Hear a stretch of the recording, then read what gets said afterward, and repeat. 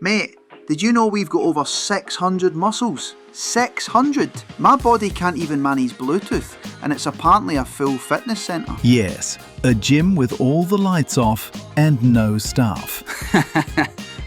Uncalled for, mate, but fair. Muscles make up a third to half of your body weight. They hold you together, keep you upright, and move everything from your eyebrows to your dignity. So they're like biological duct tape. Not far off, but muscles need constant attention. Ignore them and they shrink. Shrink? What are they? Plants? If plants cried when they were neglected, yes. Your brain controls all this. Imagine you're standing in front of a door, ready to pull it open. Easy. I dominate doors. Doors respect me. The fact you said that sincerely is troubling, but anyway, your brain sends a signal to the motor neurons in your arm. They fire, the muscle contracts, bone moves, door opens. Look at me. I'm basically a forklift. A very unreliable forklift, yes. But if the door is solid iron, your arm alone won't cut it. So your brain recruits backup. Your feet, your core, your back, everything joins in. The Avengers, but sweaty.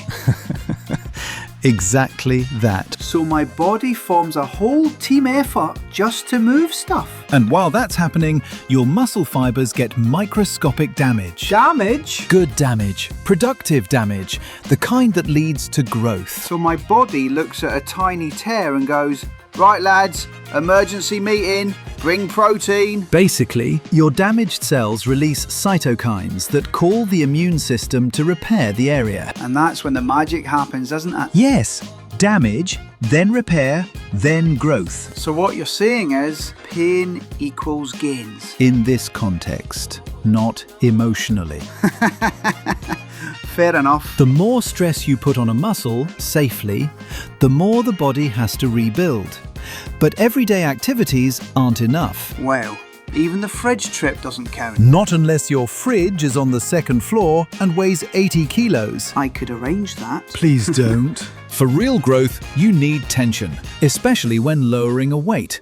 That's called an eccentric contraction. Ah yes, the moment in every workout when you question your life choices.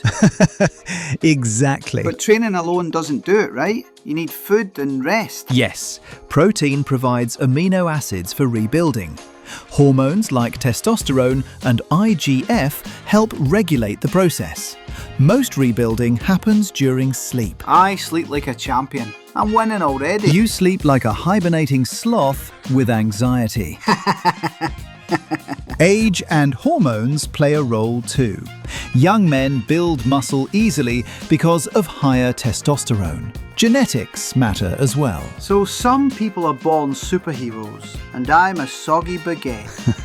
Flat-packed, but still functional. So to get stronger, I literally have to tear myself up and rebuild. That's the idea. Stress the body, feed it, rest it, repeat. Kinda like life, innit? Very much like life. Growth requires discomfort. And here I thought lifting was just screaming and sweating. For you, it still is.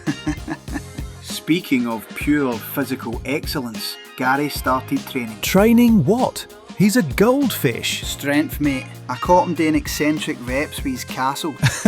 Absolutely not. He's bulking. I think he's prepping for a show. A bodybuilding goldfish. Wonderful. Gary the Shredded. Watch out, Mr. Olympia. He's orange and 3 inches tall. And unstoppable. Honestly though, muscles grow when they're challenged. And life's the same. Exactly. Tear, repair, repeat. Add protein and naps. And that is the Dumb Science Show. Where science gets jacked and Gary gets absolutely massive. See you next time. Cheers.